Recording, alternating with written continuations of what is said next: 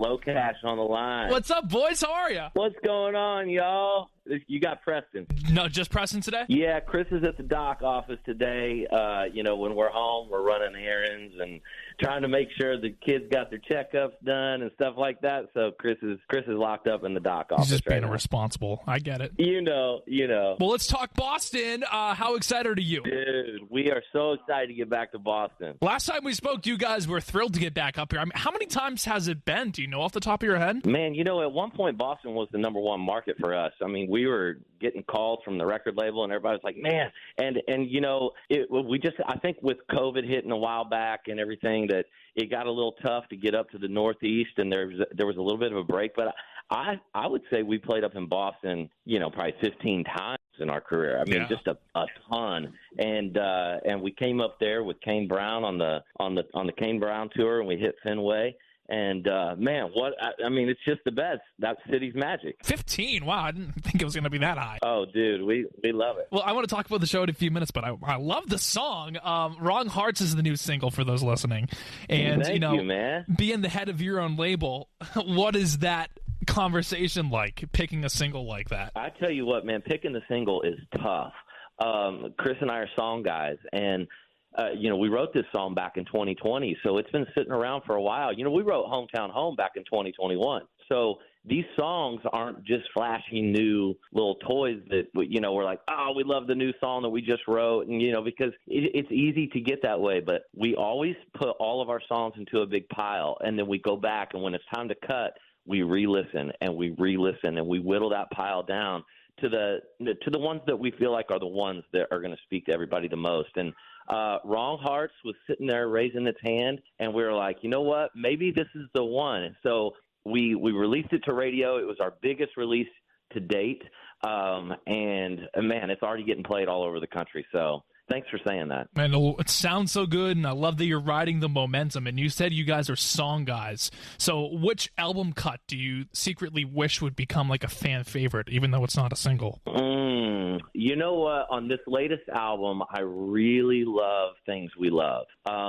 It feels like, the day we wrote it, we weren't trying to, but it became like an anthem of just things that we love. And we were like, you know what? This kind of feels like I Love This Life again. And because I Love This Life has this unexplainable energy where everybody just throws their hands up, they close their eyes, they sing along, and they forget about all their problems. And I kind of get that feeling in Things We Love. So I'm hoping that one kind of catches on too. I like that. I like how it's kind of similar in your eyes. Yeah, it's odd because when we're on stage and we're looking at the crowd, you can kind of see similar reactions to certain songs. And, Hometown Home felt a lot like I Know Somebody to me. And I Know Somebody was our very first number one song. And so, we kind of knew right away, we're like, uh-oh. Hometown Home is really connecting with people's hearts, and man, it did it ever. I mean, it was our first multi-week number one song, and so it's fun, like you said, to kind of get up there, sing these songs live, and watch how it impacts the crowds. It's so crazy to me that you are comparing those two together, because my brain thinks the same way in terms of like sonic familiarities, You know what I mean? Yep. So cool. Yep. And I Love This Life has its own kind of energy, and I Know Somebody has a very different kind of thing. They're still both positive songs, and Chris and I are known for recording and writing positivity, and we want to stay that way. But there is something a little kind of like the underdog romantic story of I Know Somebody. Kind of feels like the same guy in Hometown Home. Maybe he met the girl in the bar and I Know Somebody, and now they started a life together in Hometown Home. I've never said that out loud, but it feels like a Star Wars trilogy. Here we go. You're really training the thought. I like it. Yeah. So obviously you're going to be back in Boston like we talked about June 13th for those listening. Is there something about playing here? Because obviously you said that it's, it used to be, maybe still is your number one market. But when you get off either the plane or the bus and you're in the city, is there like an aura that you feel like almost instantaneously? Because I hear that from a lot of artists. Yeah, you're back in Boston. I mean, there's something, even when you just say it out loud like that, back in Boston, it feels like a song or something. I mean, you guys are a staple. When we go around the rest of the country, we want to be seen that way. And Boston has always seen us as real artists and came out to our shows and sang along and learned the words. And there's something to be said for that because Boston is just a big, energetic, awesome town. I like that. So is there like a box that you have to check off stage when you're in the city? Is there any like one thing that you intend on doing when you're here? Well, we're always getting cold beer. We find a spot to go get a cold beer. Okay, that's automatic. And we may go to the Red Sox game for a few minutes. I know we can't go to probably the whole game. Yeah. Because we got to get back over and get ready for the show. But